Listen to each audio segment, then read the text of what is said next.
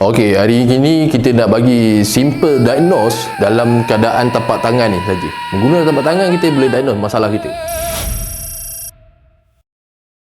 Okey, bermula dengan ibu jari ni, kalau kita tekan, bila kita merasakan benda ni ketat ataupun lembut, ini adalah mewakili pectoralis major ataupun rasa-rasa nyeri pada dada. Untuk jari kelingking pula, kita boleh rasa ketat ataupun tidak. Benda ni adalah mewakili otot-otot belakang, di mana rhomboid minor, major ataupun scapula kita.